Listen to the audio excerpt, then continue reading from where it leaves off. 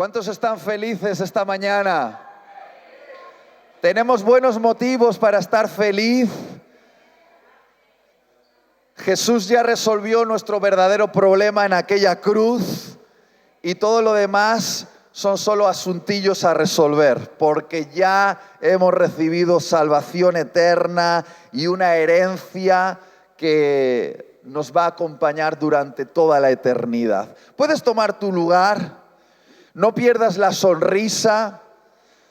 Por favor, si alguien ha venido por primera vez a este lugar, vamos a demostrarle que aquí esta es una comunidad de gente alegre.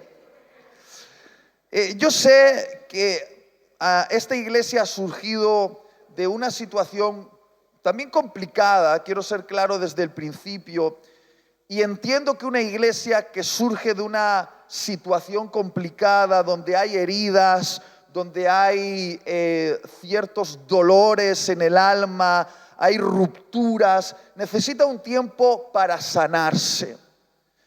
Pero una iglesia no puede quedarse en un estado de sanidad o de búsqueda de sanidad constante, porque si no nos volvemos muy egocéntricos y estamos constantemente centrados en nosotros, en nuestros dolores, en nuestras heridas, y perdemos de vista la misión.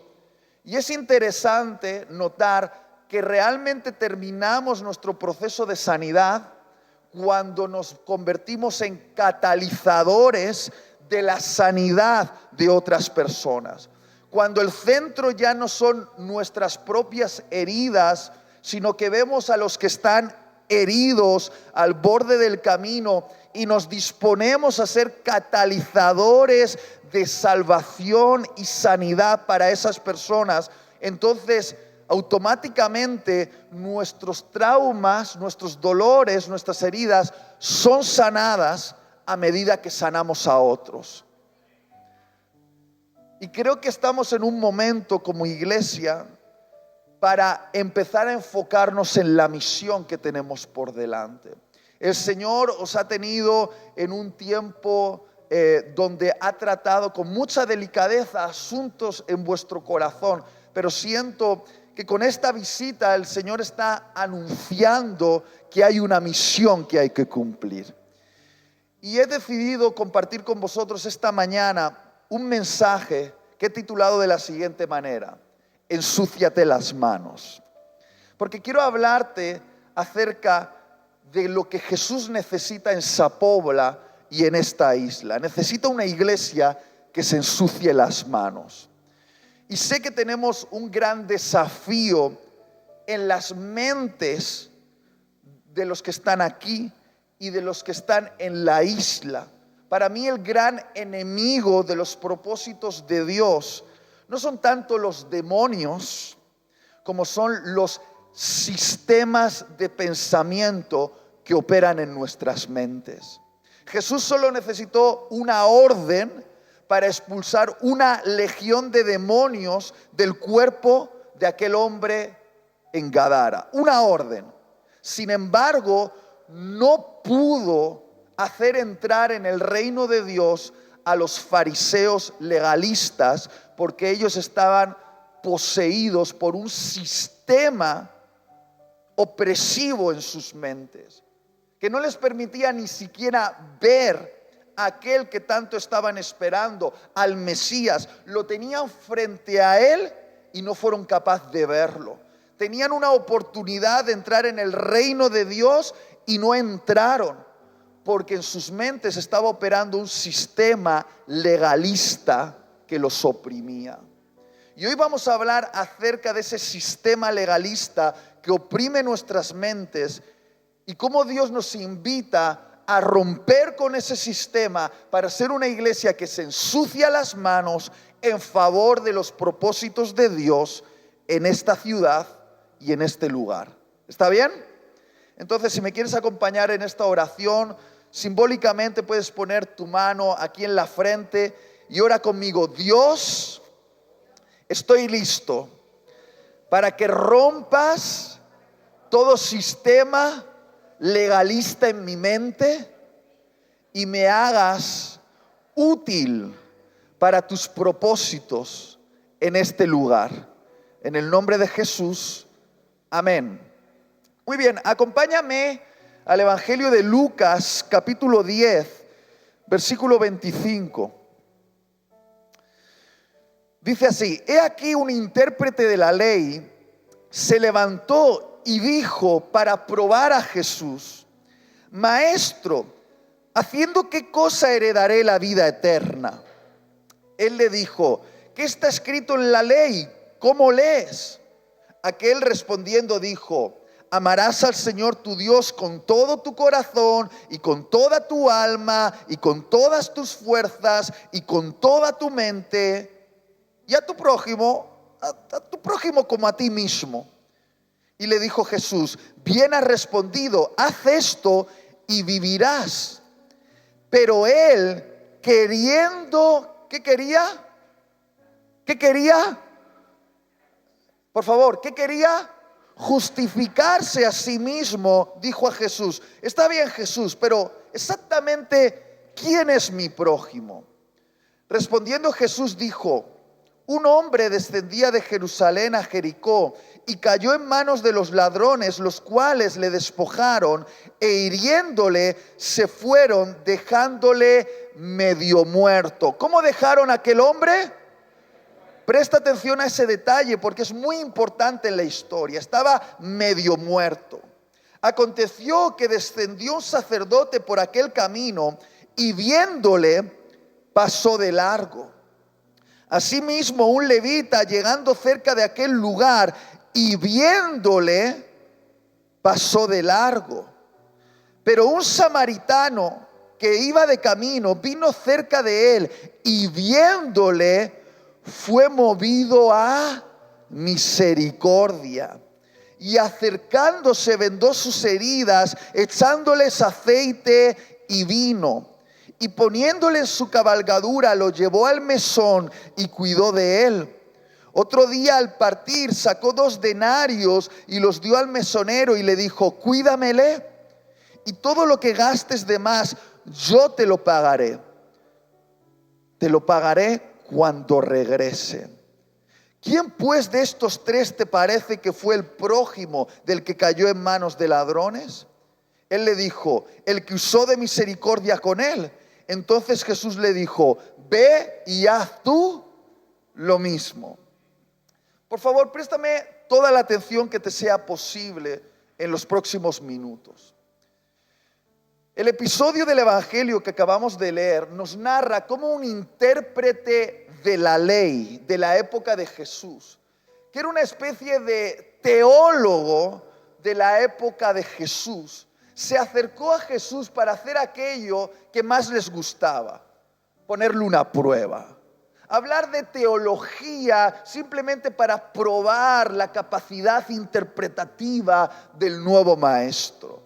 Y este intérprete de la ley, pretendiendo jugar un poquito con Jesús, sin darse cuenta de que con Jesús no se puede jugar, le hizo una pregunta y le dijo: Jesús, dime por favor, ¿qué es lo que tengo que hacer para ganarme la entrada en el cielo? ¿Qué tengo que hacer para heredar la vida eterna?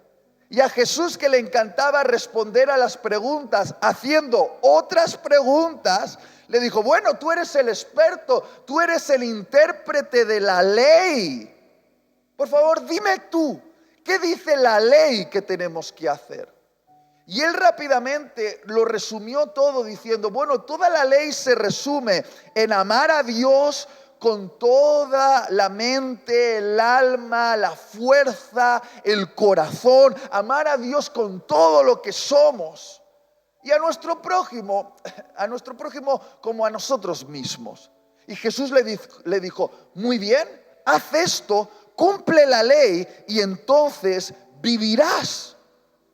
Pero este intérprete de la ley, queriendo justificarse a sí mismo, queriendo justificar por qué en la segunda parte del mandamiento, en eso de amar al prójimo como a sí mismo, él creía que había algunas restricciones. Le pregunta: bueno, pero exactamente, Jesús, ¿me puedes acotar quién es mi prójimo? ¿Me puedes decir ¿quién exactamente es la persona a la que debo amar como a mí mismo? Y entonces Jesús le cuenta una historia, esperando que este intérprete de la ley se sienta identificado en ella y esperando que nosotros 2000 años después también nos podamos sentir identificados en esta historia. Le cuenta la historia de un hombre judío, probablemente un comerciante que fue a Jerusalén a hacer sus negocios.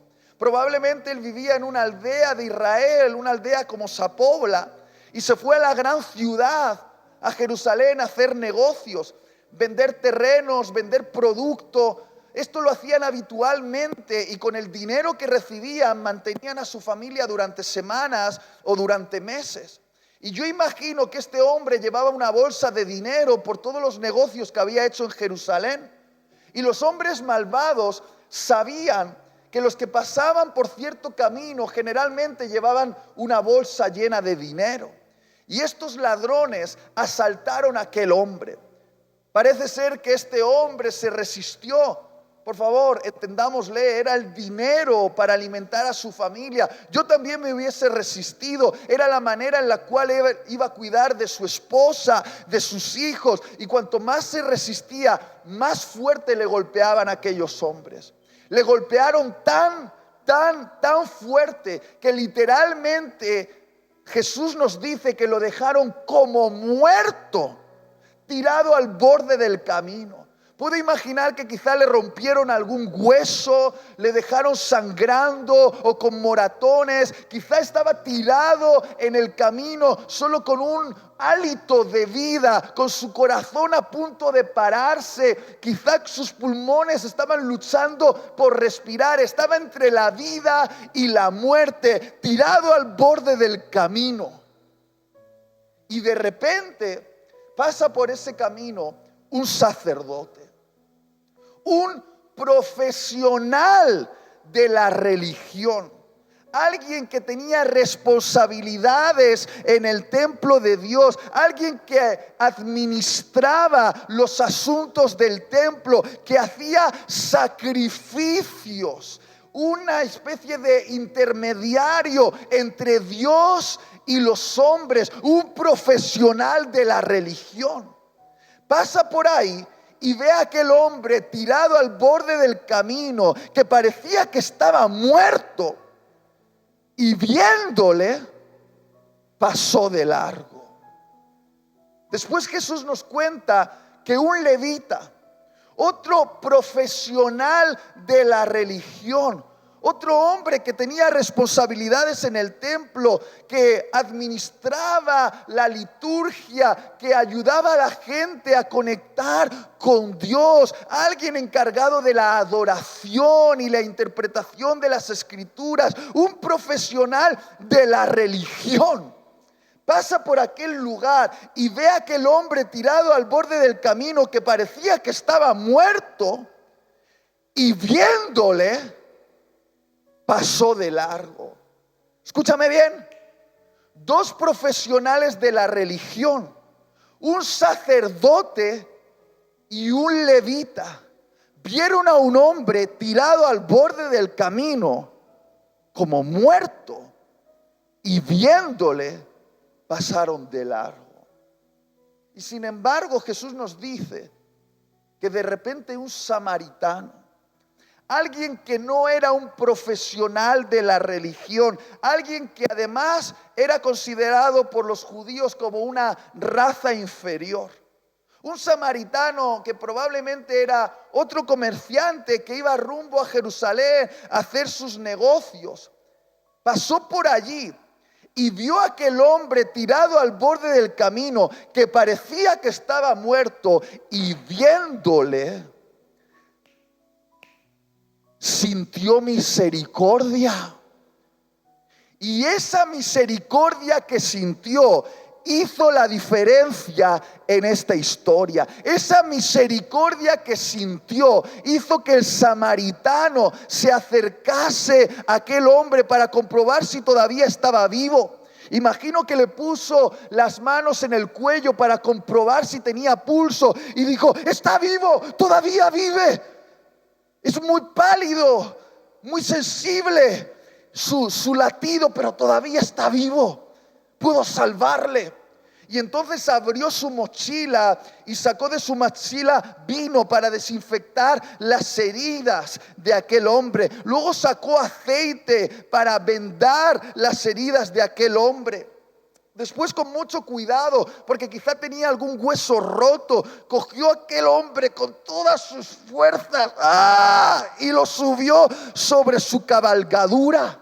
En aquella época se transportaban de un lugar a otro sobre burritos o pollinos, y probablemente él subió a aquel hombre sobre su burrito y comenzó a caminar bajo el sol abrasador de Israel, sudando, caminando bajo kilómetros y kilómetros, llevando a aquel hombre sobre su cabalgadura hasta que llegó a un mesón. Y cuando llegó a el mesón, le dijo al mesonero: este está bajo mi cuidado y mi tutela. Todo lo que gaste, ponlo a mi cuenta. Toma 2 denarios, pero si necesita más para su alimentación y sus medicinas, ponlo a mi cuenta, yo lo pagaré. Y cuando Jesús terminó de contar esta historia, él esperaba que aquel intérprete de la ley se sintiese identificado en ella, y esperaba que tú y yo, 2000 años después, también nos sintiésemos identificados en ella. Y queridos, queridas, yo llevo toda mi vida en la iglesia. A mi mamá solo le faltó parirme en la banca de una iglesia.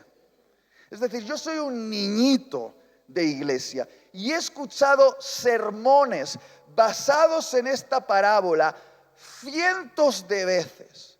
Y rara vez he escuchado a un hermanito admitir que se siente identificado con el sacerdote y el levita.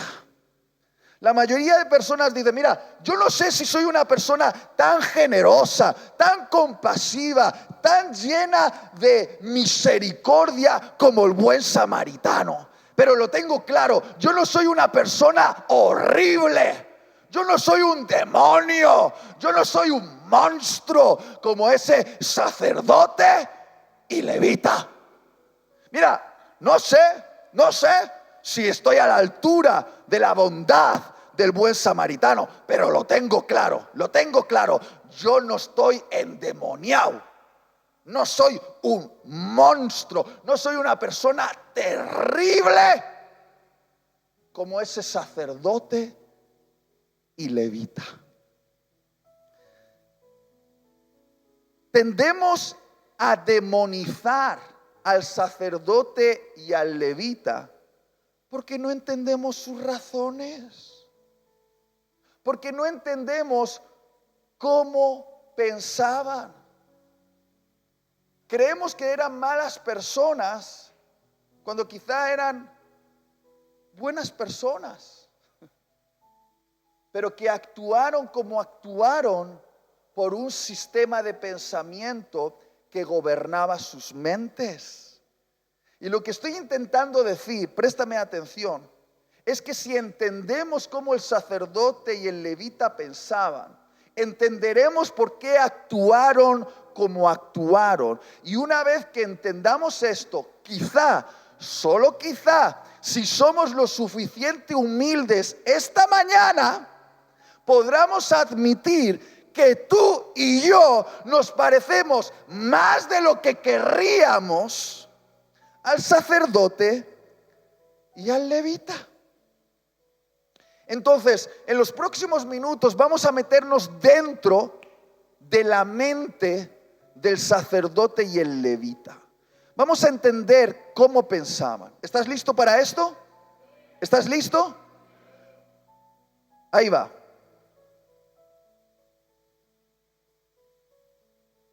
El motivo por el cual el sacerdote y el levita dejaron tirado a aquel hombre al borde del camino, que parecía que estaba muerto, no fue por una cuestión de maldad, sino fue por una cuestión de estricto cumplimiento de una ley ceremonial de limpieza litúrgica.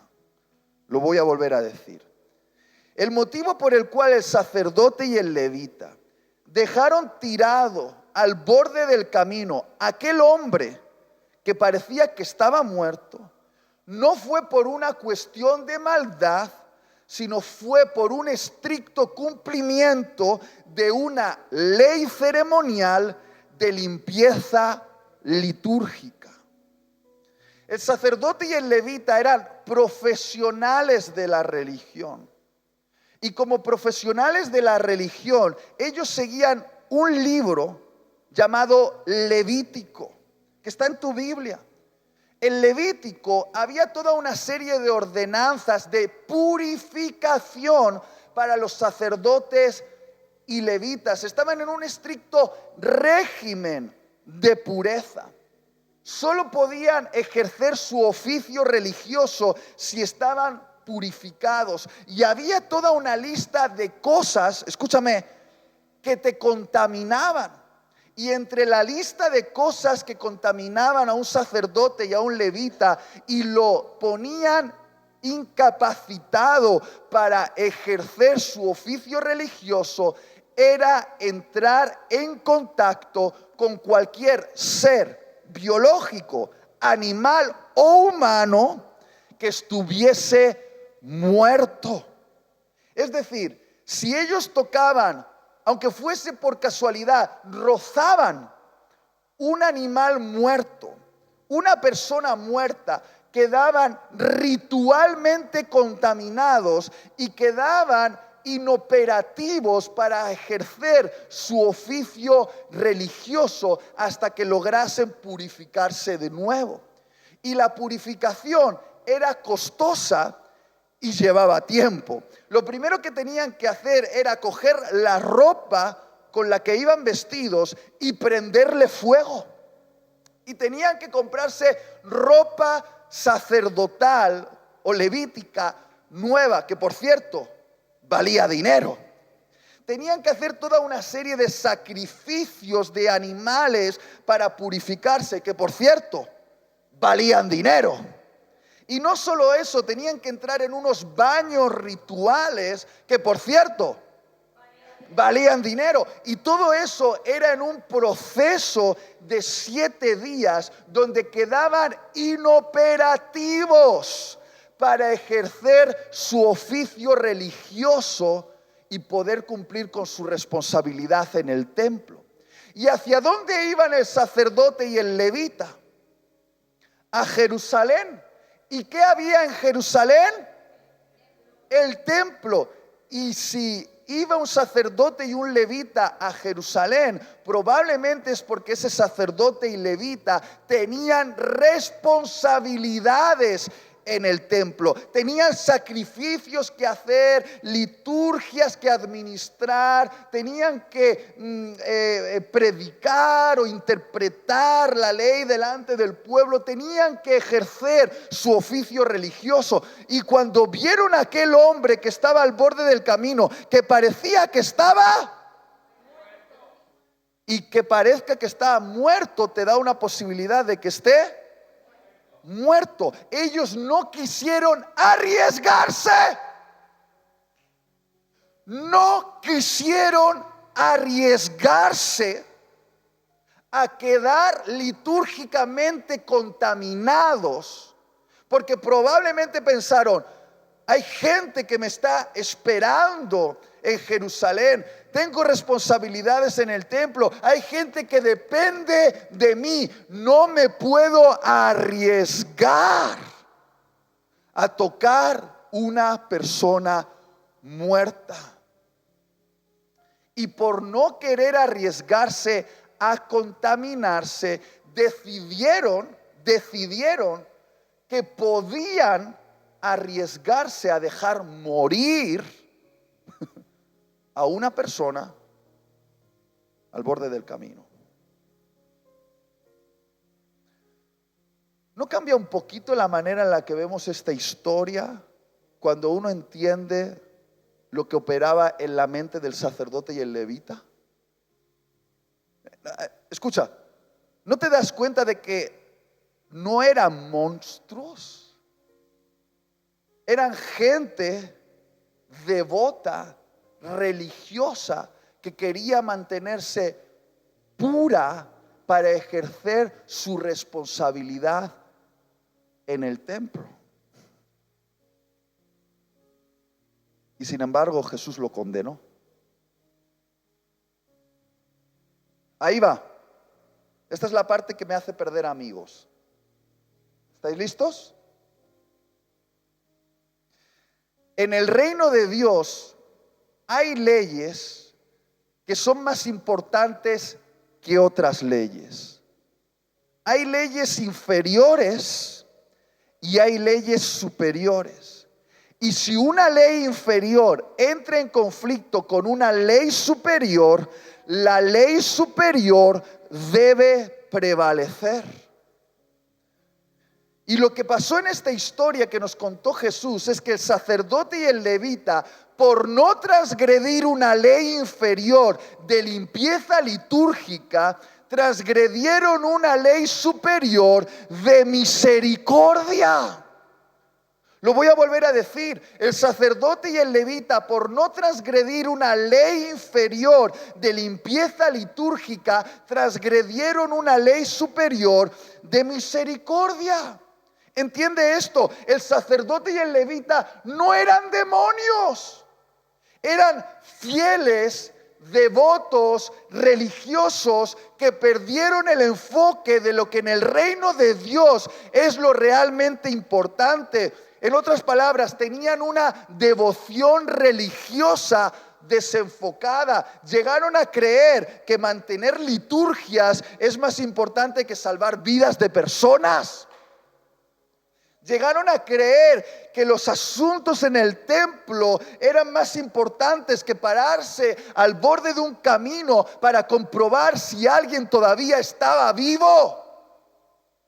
Ese es el gran drama de esta historia, que no nos estamos encontrando con gente mala. No eran borrachos, no eran publicanos, no eran ladrones, eran religiosos, eran gente comprometida con la purificación, pero que perdieron la sensibilidad en el corazón porque el legalismo capturó sus mentes y ya no sabían lo que era realmente importante para Dios. Y seamos claros, seamos claros. Si esta mañana tú estás aquí, pasando calor, escuchando un sermón, y no estás en la playa tomando tu cervecita tranquilito, rumbeando por ahí, es porque tú eres una buena persona. Tú eres buena gente. Tú no eres un ladrón. Tú no eres un borracho. Tú no eres alguien que va de prostitutas. Tú no eres una persona corrupta. Tú eres un profesional de la religión. No, vienes un domingo aquí y estás comprometido. En la época de Jesús no había nadie más comprometido con la fe que los fariseos. Y yo voy a ser claro, si yo hubiese nacido en la época de Jesús, yo hubiese sido fariseo, porque era la manera en la cual tú mostrabas tu devoción a Dios, en el que entrabas en un estricto cumplimiento de leyes para agradar a Dios y ganarte la entrada en el cielo.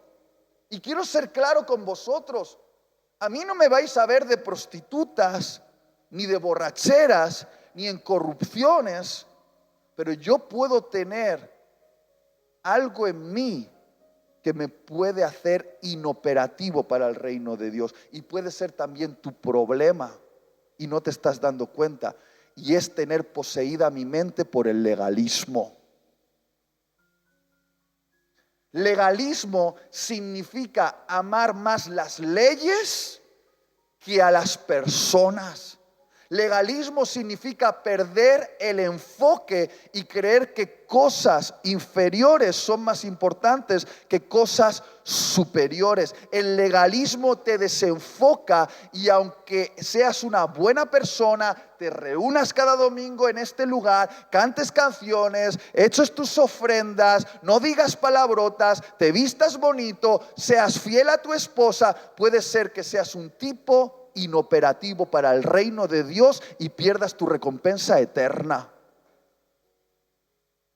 Y ese es un asunto importante, porque yo voy a confesar mi pecado. Mi pecado es que yo tengo un fariseo aquí dentro. Aquí, en mis tripas, aquí lo tengo. Un legalista que se enfarisea cuando la gente no cumple lo que yo creo que tienen que cumplir. Se enfada. ¿Por qué? Porque yo he crecido en el contexto de la iglesia local y yo he sido un perfecto niñito cumplidor de leyes. Las leyes escritas y las leyes no escritas, porque siempre hay leyes que están escritas en la Biblia y hay leyes que están escritas porque así se han hecho las cosas toda la vida, toda la vida. Y yo he sido un experto cumplidor de leyes y a mí me encantan las leyes. Y te lo voy a admitir, hasta el día de hoy me gustan más las leyes que las personas. ¿Por qué? Porque las leyes son claras. Las leyes son blanco o negro. Si las cumples tienes unos beneficios, si las transgredes tienes unas consecuencias. Y las leyes te ponen en una categoría, te hacen sentir justificado, incluso en comparación. Si eres tan bueno cumpliendo leyes como lo soy yo, te puedes sentir que eres un poquito mejor que el otro.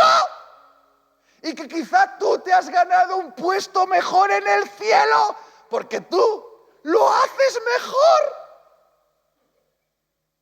Las leyes te dan como un sentido de yo soy purito, no como ese.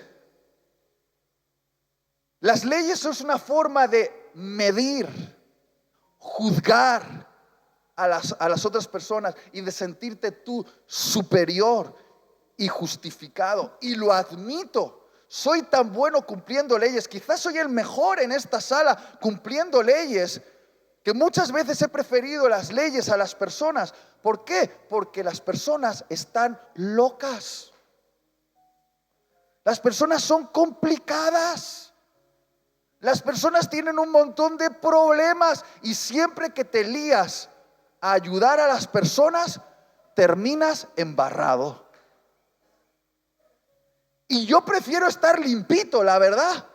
Yo cumplo bien las leyes, no como ese desgraciado que ahí anda, tal. No, mejor no me meto, porque no vaya a ser que me ensucie. Y queridos, queridas, este puede ser nuestro mayor problema. Somos buena gente. Mira esa carita. Tú mala gente no eres. Tú mala gente tampoco eres. Sacerdotes y levitas. Pero ¿cuándo fue la última vez que parasteis al borde de un camino para ensuciaros las manos salvando la vida de una persona? Porque podemos tener el local bonito y tener posiciones en el templo, incluso pelearnos por a ver quién está más cerca de los pastores, quién tiene la mejor posición, y hablarle mal del otro para nosotros decir, yo cumplo mejor las leyes y ganar posición. Y mientras tanto, allí, a los bordes del camino, la gente está muriéndose y no parar porque estamos desenfocados. Nos podemos convertir en aquello que Jesús llamó contadores de hojitas. Escucha, esto es fuerte. Nadie lee Mateo 23 y dice, esto es para mí. porque es un capítulo donde Jesús insultó a los legalistas. Nunca insultó a las prostitutas, ni a los borrachos, ni a los leprosos. Pero las palabras más severas, escúchame, más severas, insultos, se los dedicó a aquellos que operaban en un sistema legalista en sus mentes. Les dijo: hipócritas,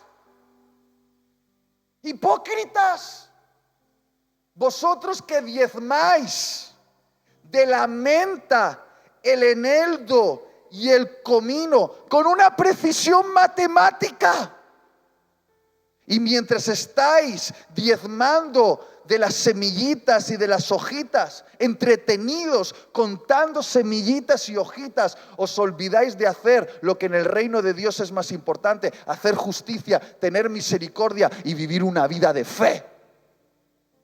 Lo que Jesús les estaba diciendo a esos fariseos que tenían jardines como nosotros. En aquella época sembraban menta, eneldo, comino, que eran aderezos para la comida. Y en la ley de Dios había una ley llamada la ley del diezmo. ¿Cuántos conocen la ley del diezmo? Es importante, sí, pero no es lo más importante. En la ley del diezmo estaba establecido que debía apartarse el 10% de todo lo que se producía. Y como su jardín producía menta, eneldo y comino, hojitas, semillitas, ellos pasaban horas contando hojitas: 1, 2, 3, 4, 5, con una precisión matemática, apartando hojitas. Imagínatelo, contando hojitas en una mesa, semillitas, apartando estrictamente el 10%, el 10%. Y mientras estaban entretenidos haciendo eso, hacía tiempo que ya no hacían justicia, no tenían misericordia, ni vivían una vida de fe. De hecho, Jesús les llamaba asaltadores de casas de viudas, sepulcros blanqueados, por fuera aparentemente muy bonitos, pero por dentro llenos de muerte. Y yo no me quiero convertir en un contador de hojitas. ¿Qué es un contador de hojitas? Alguien que está tan concentrado en cumplir leyes inferiores que se olvida de cumplir las leyes superiores. Alguien que se siente tan justificado cumpliendo leyes, ¿no? Como la ley del diezmo, o que hay que vestirse de esta manera, o que hay que actuar de esta otra manera. Y mientras estoy concentrado en eso, midiendo mi pureza y comparándome con otros, me olvido de salvar vidas de personas. Ese es el gran drama de esta historia. Porque quizá no aquí, porque tenemos luces, una batería, pero por tener una estética bonita no quiere decir que no seamos religiosos. Porque la religión no es estética. La religión es un sistema de pensamiento. El legalismo es una manera de pensar. Claro, es fácil ver el legalismo en aquella época, la época de mis suegros, donde la pureza se medía si la mujer se maquillaba, si el hombre vestía pantalón y la mujer con falda, si se afeitaban los pelos del sobaco. Y era la forma de medir la pureza y de que uno fuese más santo que el otro según el maquillaje, la ropa, la corbata. Y quizá hoy en día no estamos con estos asuntos, nos hemos modernizado. Sí, hemos cambiado la estética, pero seguimos operando en el mismo sistema de pensamiento. Solo que lo hemos cambiado un poquito, porque el legalismo, para sobrevivir, cambia de apariencia. El legalismo es un bicho que lucha tanto por sobrevivir que no le importa estar en una iglesia con luces. No le importa. Con tal de sobrevivir en tu mente, se va a transformar en otra cosa. El legalismo lo que hace es coger las cosas buenas que Dios nos ha dado, todas las bendiciones que Dios nos ha dado y transformarlas en cargas pesadas para oprimir a los demás, para medir a los demás. Por ejemplo, en la época de Jesús había un conflicto con Jesús, era el conflicto del sábado. La Biblia dice que querían matar a Jesús porque transgredía las leyes del sábado. Ahora, ¿qué era el sábado? ¿Qué era el sábado? El sábado fue un regalo que Dios le dio al pueblo de Israel después de 400 años de esclavitud, donde no descansaban ni un día a la semana, ni un día, de lunes a domingo, trabajando sin descanso como esclavos. Y cuando Dios los libera de la esclavitud y los lleva al monte Sinaí para hacer su pacto, les dice: vosotros sois pueblo de pacto. Vamos a prestar atención. ¿Los niños quieren sentarse? Sentaros.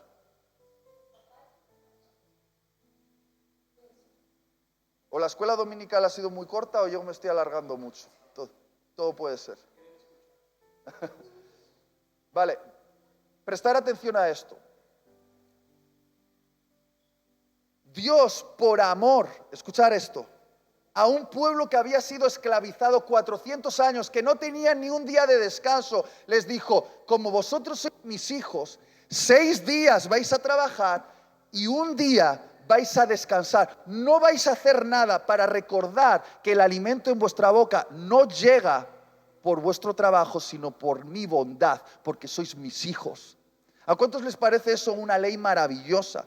Dios prohibía trabajar en sábado por amor a nosotros.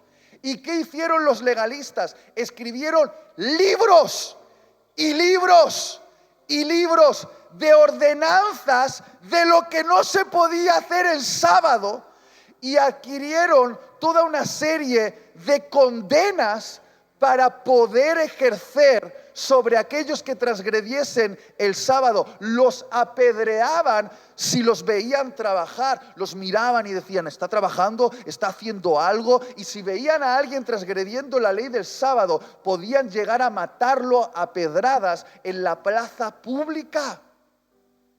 Imagínate convertir una bendición de Dios en una condena para la gente. Hasta el día de hoy, si tú vas a Jerusalén, ¿cuántos habéis ido a Israel? Mi mujer y yo hemos estado 4 veces en Israel. En Jerusalén, cuando tú vas a un hotel, te vas a encontrar ascensores del sábado. ¿Sabes qué es un ascensor del sábado? Es un ascensor que opera en sábado, que para en todos los pisos del hotel, sin que nadie tenga que pulsar un botón, porque los ultraortodoxos judíos legalistas consideran que si tú pulsas un botón en sábado, como se activa electricidad, eso es realizar un trabajo y estás transgrediendo la ley del sábado. Entonces, en sábado no se puede pulsar un botón. Y por eso el ascensor para, escúchame, en todos los pisos. ¿A cuántos les parece eso ridículo? Pero ¿cuántas cosas similares a esas hacemos nosotros?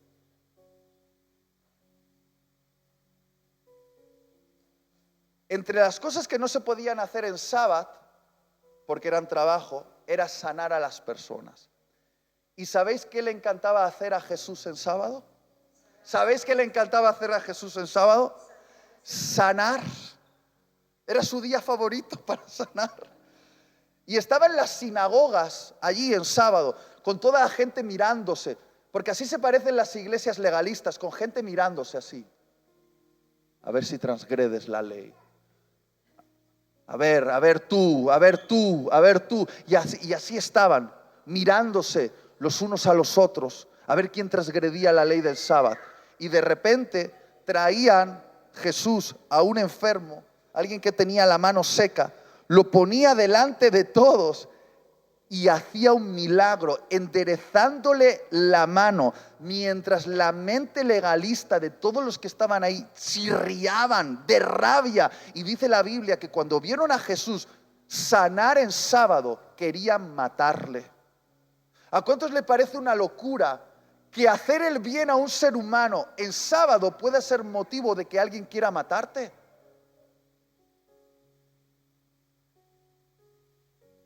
Eso es lo que hace el legalismo en nosotros. Hace que por las leyes queramos ver morir a las personas. El legalismo nos hace incluso decir, si está tirado al borde del camino, algo habrá hecho. Algo habrá hecho para estar ahí. Algo habrá hecho. Se lo merece. El legalismo bloquea la misericordia dentro de ti. Fijaos si el legalismo es horrible, fijaos si es horrible, que yo he escuchado historias de muchachitos que crecieron en iglesias muy legalistas, donde la medida de pureza era la falda, la corbata, el maquillaje, el pelo en el sobaco, y estos niños, oprimidos por sus padres legalistas, que en la iglesia eran de una manera, pero en la casa eran de otra, porque eso hace el legalismo. Apantallas una cosa en público, pero luego por dentro estás muerto. Esos niños abandonaron la iglesia durante toda su juventud, viviendo mala vida, emborrachándose, fornicando, pero de repente en el peor momento de sus vidas llegan a un evento como el de ayer. Y tienen un encuentro con el Espíritu Santo y recuerdan lo que escucharon de niños y vuelven a creer en el Evangelio. Y quieren integrarse en una iglesia como Rema. Pues yo he escuchado historias de estos muchachos que hablan con sus padres, diciéndoles a sus padres, papá, me he reencontrado con Dios y voy a ir a esa iglesia. Y sus padres les han dicho, preferiría que estuvieses en el mundo a que estés en una iglesia como esa.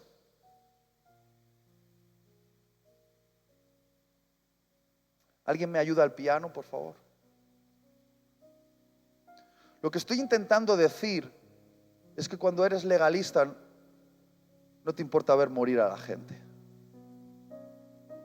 Para mí una de las grandes evidencias del legalismo y de una iglesia legalista es que se estanca en su crecimiento.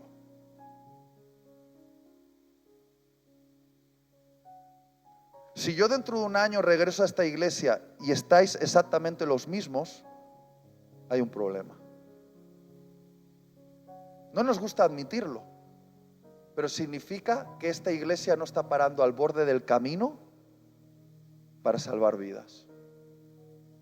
No se está ensuciando las manos. Se siente muy justificada porque cumplen la ley del diezmo. Vienen cada domingo, cantan en el karaoke, escuchan el sermón, pero dejan de hacer la misión. No hay mayor medidor de una iglesia legalista que una iglesia que no hace la misión porque está entretenida juzgándose los unos a los otros, discutiendo por tonterías, dividiéndose. Y esa es la tragedia que estamos viviendo en España.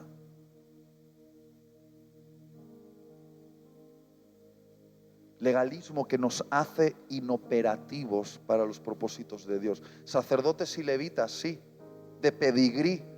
Yo soy de toda la vida, de la iglesia histórica, de toda la vida. Mi papá era evangélico. El papá de mi papá era evangélico. Y yo soy evangélico.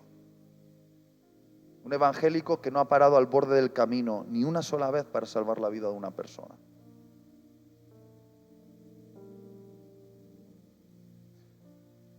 Jesús, con lágrimas en los ojos, dijo, ¿no entendéis lo que significa misericordia quiero y no vuestros sacrificios?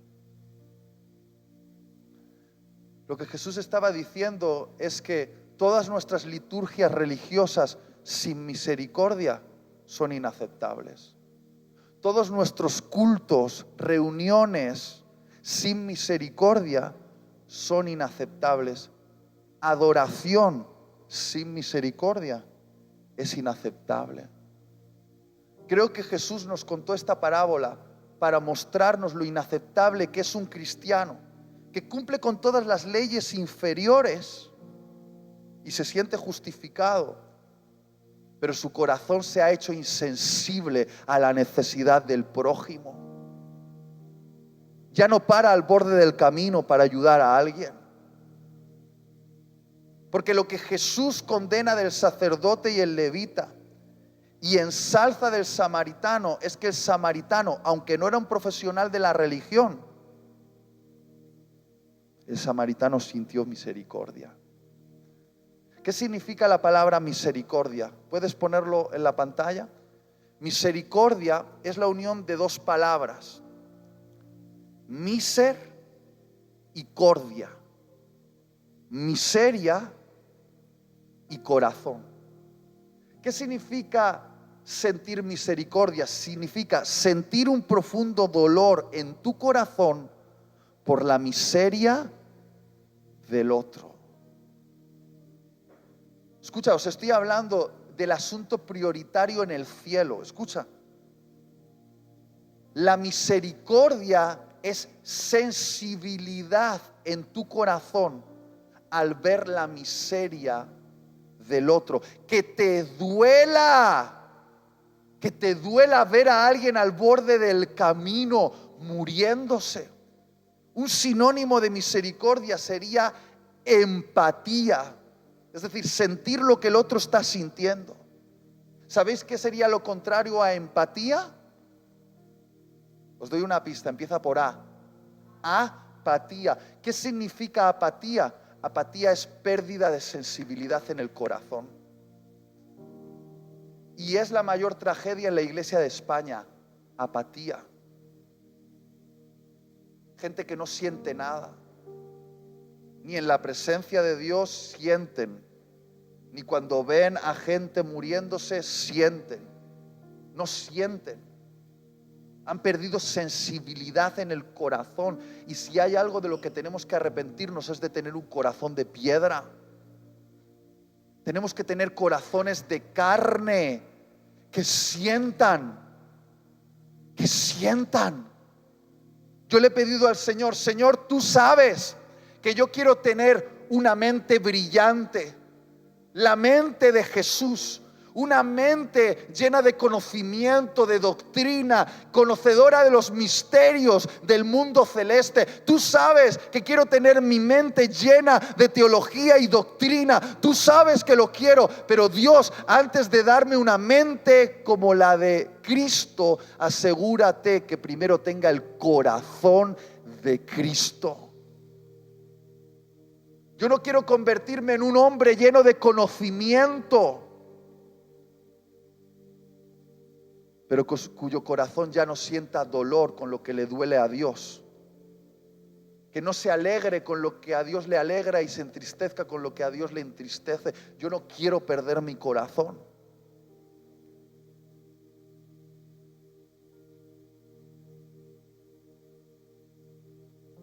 Solamente si somos una iglesia que siente como Dios siente, vamos a poder cumplir la misión en Sapobla. Vamos a poder cumplir la misión en Mallorca.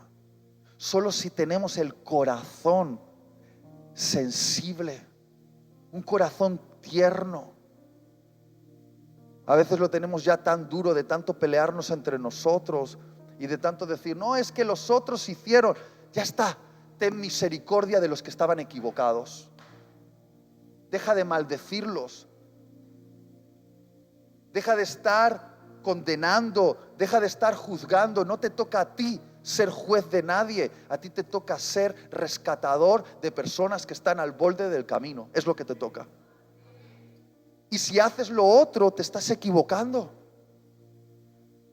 Hablo con autoridad porque yo visito muchas iglesias en España y tenemos como normalidad que las iglesias se mueran, que no crezcan. Yo ya no solo he estado en inauguraciones, yo he estado en ceremonias de cierre de iglesias. ¿Tú sabes lo que es estar en una ceremonia de cierre de una iglesia? Chicos, que cerramos. ¿Qué estamos haciendo mal si tenemos que cerrar? ¿Qué estamos haciendo mal si no crecemos? Porque, queridos, la iglesia no crece por ganar a los guapos de la isla, a los empresarios de la isla, a los ricos de la isla. La iglesia crece rescatando a los que están al borde del camino. Y realmente hay un montón de personas en esta isla que quieren ser rescatadas. Tú dices, es que no escuchan el evangelio. No, es que nadie les predica. Nadie les predica. Estamos al borde, siempre al borde de uno más en la iglesia. Solo tenemos que abrir la boca. Yo he entendido esto, que las personas están al borde del camino. Y le he pedido al Señor, dame corazón de misericordia. Pero siempre que se lo pido, luego me arrepiento, la verdad. ¿Sabes por qué? Porque la misericordia es incómoda. Si esta iglesia es una iglesia llena de misericordia, esta iglesia se va a tener que ensuciar las manos. ¿Y a cuántos les gusta tener las manos limpias? Sobre todo después del COVID, ¿verdad? Todos obsesionados, lavándonos las manos. No toquemos. La misericordia siempre te perjudica. Siempre te hace perder. ¿Cómo que la misericordia te perjudica, te hace perder? Sí, dime una cosa. ¿El samaritano que sintió misericordia no tenía negocios que hacer en Jerusalén? Y sin embargo, ¿qué tuvo que hacer cuando encontró a alguien al borde del camino y sintió misericordia? Romper su agenda. Y si rompía su agenda, perdía dinero. ¿A cuánto les gusta el dinero? Nos gusta más el dinero que las personas. Pero el que siente misericordia pierde dinero. Y no solo rompió su agenda, sino que abrió su mochila y sacó vino y aceite para sanar las heridas de un desconocido. Era su vino y su aceite. No solo eso, cogió a ese desconocido y lo puso en su cabalgadura y caminó durante horas bajo el sol abrasador mientras llevaba a ese desconocido en el pollino y él iba andando. No solo eso, fue al mesón y dio 2 denarios, que eran lo equivalente a 2 días de trabajo, para cubrir las necesidades alimenticias y médicas de ese hombre, y dijo, si necesita más, yo lo pago. Claro que no queremos sentir misericordia. Mejor somos una iglesia preocupada por nuestras tonterías. Porque si sentimos misericordia, vamos a perder. Nos vamos a ensuciar.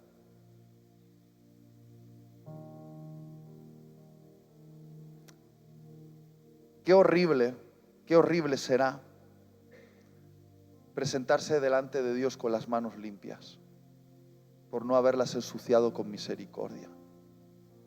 Yo no quiero presentarme delante de Dios con mis manos limpias. Yo quiero presentarme delante de Dios con mis manos sucias, mi corazón limpio, pero mis manos sucias por haberlas ensuciado, metiéndolas en el barro para sacar del pozo al que estaba al borde del camino y se estaba muriendo.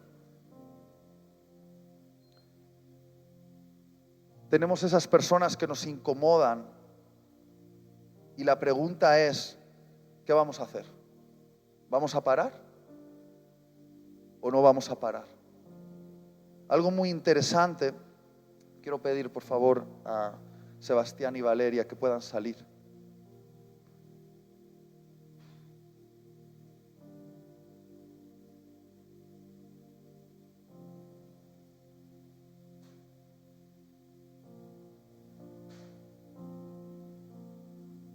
¿Podéis poneros aquí atrás? Algo muy interesante en esta historia es descubrir lo que significa el aceite y el vino. Los sacerdotes, cuando hacían un sacrificio en el altar, tomaban esa víctima, ese animal sacrificado, y echaban sobre el sacrificio aceite y vino para ofrecérselo al Señor. El sacerdote y el levita estaban acostumbrados a verter aceite y vino sobre sacrificios expiatorios. Y decidme una cosa, ¿qué echó el samaritano sobre aquella víctima que estaba al borde del camino como muerta? ¿Qué echó? Aceite y vino. ¿Por qué? Porque Jesús en esta parábola nos estaba contando que el verdadero sacrificio de alabanza, de adoración, de aquel sacerdote y levita no iba a estar en el templo aquel día, iba a estar al borde del camino. El vino y el aceite que iba a embadurnar la víctima no estaba en el templo, estaba al borde del camino. Y muchas veces nos olvidamos de que quizá el acto de adoración más impresionante que le podemos ofrecer a Dios no ocurre los domingos aquí, sino que ocurre de lunes a sábado en nuestros trabajos, en los supermercados, en las calles del pueblo, y es cuando derramamos nuestro aceite y nuestro vino sobre alguien que está al borde del camino. El vino representa la verdad del Evangelio, la sangre de Cristo derramada en la cruz. El aceite representa al Espíritu Santo, el poder, la unción para hacer la misión. Cada domingo aquí se nos da vino y aceite en abundancia. La palabra del Evangelio y el poder del Espíritu. Venimos y recargamos nuestras mochilas, pero si el vino y el aceite están guardados en nuestras casas, se ponen rancios. Si no los derramamos sobre una víctima, si no hacemos algo con alguien que está al borde del camino, podemos tener mucho vino y mucho aceite, pero va a estar rancio por no utilizarlo. Y lo que he venido a deciros hoy de manera profética es que ya ha concluido el momento de estar solo preocupados de nuestras heridas. Ahora hay que preocuparse de las heridas de la gente que está al borde del camino. No estamos hablando aquí de salvar a miles de personas, estamos diciendo de salvar a uno que está al borde del camino, a uno. Cada familia aquí comprometido con salvar a uno, con el vino del Evangelio, con el poder del Espíritu, tomar todo lo que ya Dios nos ha dado, nos ha equipado con todo lo necesario, lo tenemos en la mochila. Hay que derramarlo sobre alguien esta semana, este mes, antes de terminar el año.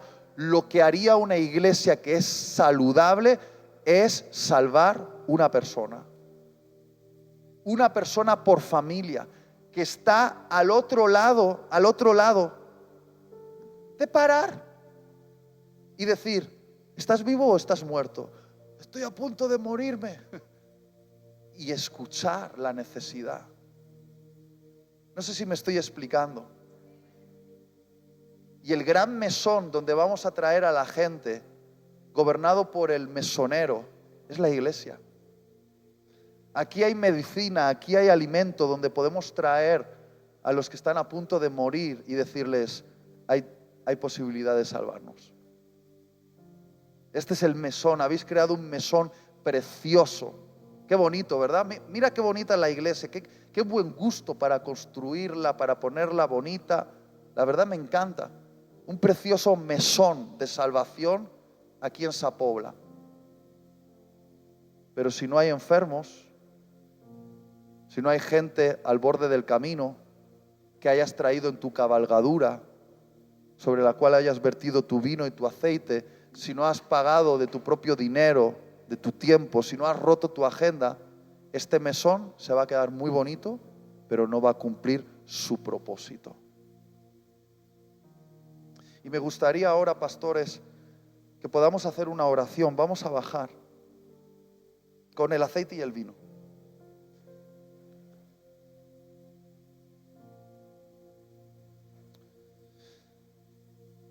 esto no es un acto mágico lo que vamos a hacer ahora, es un acto profético que nos ayuda a interiorizar lo que estamos escuchando hoy.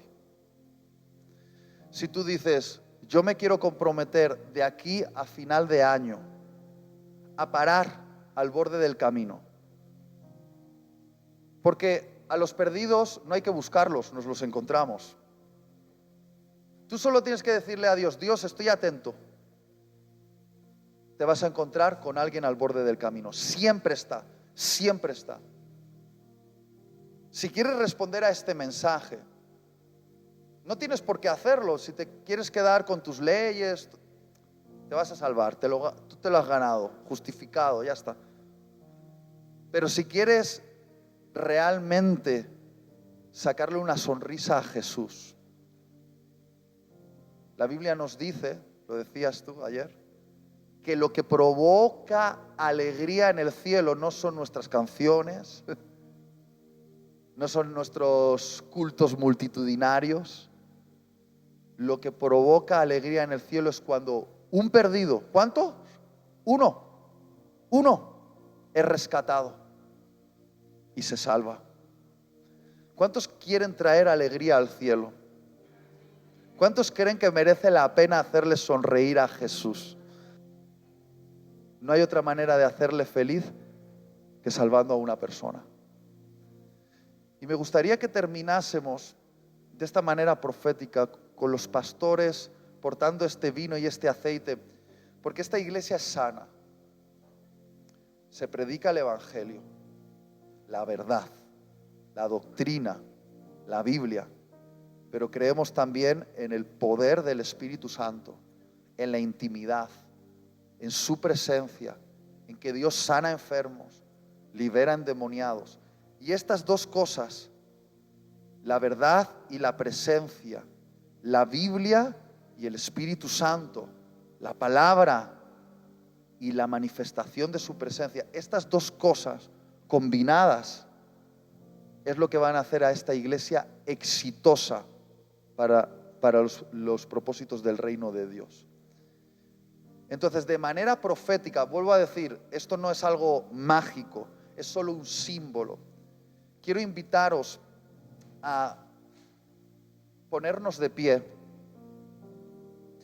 y vamos a hacer como una especie de túnel, así como caminito, unos mirando hacia aquí y otros mirando hacia allá, desde aquí hasta el fondo de la iglesia. Y los pastores van a pasar por el centro.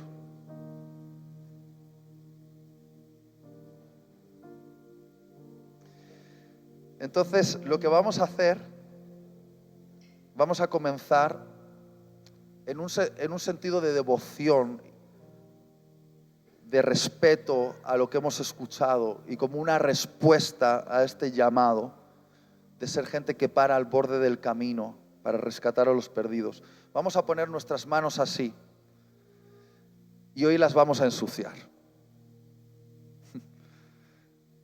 Yo sé que habéis venido mujeres con vestidos preciosos, hombres con camisa, pero hoy simbólicamente vamos a ensuciar nuestras manos con aceite y vino y vamos a ir pasando, pero mientras los pastores echan este vino y este aceite en vuestra mano, no tiene que ser mucho, una gotita, quiero que estéis orando y le pidáis al Señor que Él os haga entender quién es la persona que está al borde del camino, que estáis llamados a rescatar.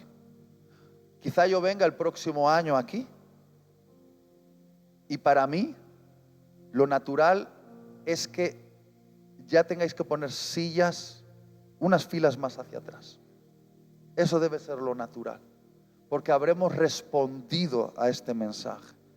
Si no lo hacemos, no estamos siendo obedientes y podemos sentirnos complacidos porque echamos nuestros diezmos, venimos los domingos, cumplimos leyes inferiores, pero nos estamos olvidando de la ley superior, que es salvar personas.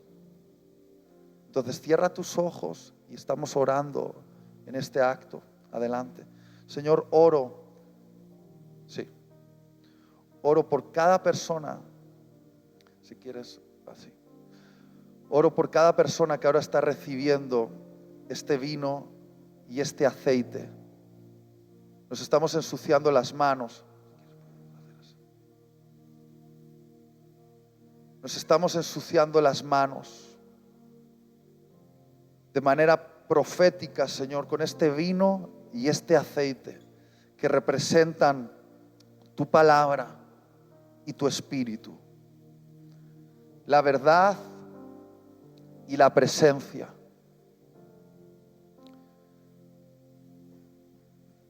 No queremos ser solo una iglesia acostumbrada a sus cultos, tan aburrida que solo se pelea entre ella. Queremos ser personas que no estén tan concentradas en sus propios traumas y problemas que ya no cumplan la misión. Queremos ser una iglesia tan ocupada salvando al perdido que no tengamos tiempo para discutir por tonterías. Que ya no tengamos tiempo para medirnos los unos a los otros con legalismos. Señor, queremos cumplir la misión. Queremos hacerte feliz. Y sabemos que tu felicidad está al borde del camino. Alguien que está como muerto en nuestro trabajo, en nuestra vecindario, en nuestra familia, y hemos estado guardando el vino y el aceite en nuestra mochila, se está poniendo rancio porque no lo estamos usando. Señor, pero nos comprometemos a derramar ese vino y ese aceite sobre los perdidos, Señor. Vamos, iglesia, ora y comprométete. Esto es un compromiso que hacemos. Un compromiso sagrado. Somos una iglesia de manos sucias, corazón limpio, pero manos sucias, por haberlas ensuciado rescatando al perdido. Vamos, levanta tu voz, iglesia, y ora, que se oiga un clamor.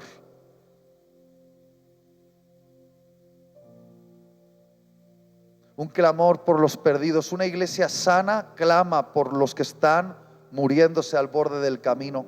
Dile al Señor: dame un corazón sensible que clame por los que se están perdiendo. Pídele al Señor: Señor, me he endurecido con la religión, con el legalismo. Dame un corazón sensible nuevamente. Un corazón sensible nuevamente. Que sienta lo que siente el que está al borde del camino, que se duela con su dolor.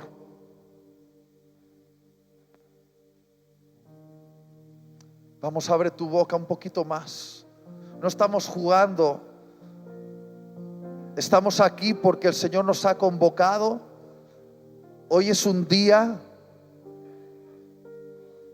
que va a ser recordado como un nuevo ciclo en esta iglesia.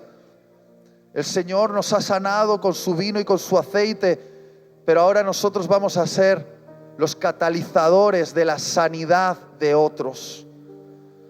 Vamos a ser los catalizadores de la sanidad de otros. No vamos a estar tan concentrados en nuestros problemas, en nuestros traumas,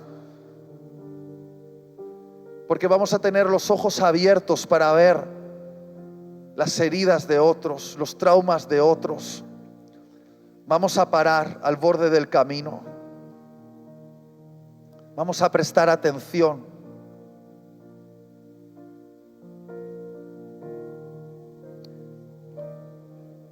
Vamos un poquito más, vamos a seguir orando. Levanta un clamor. Levanta un clamor, iglesia, vamos. Pídele al Señor que te duela, porque la misericordia duele. La misericordia clama desde las entrañas y te impulsa. Te impulsa.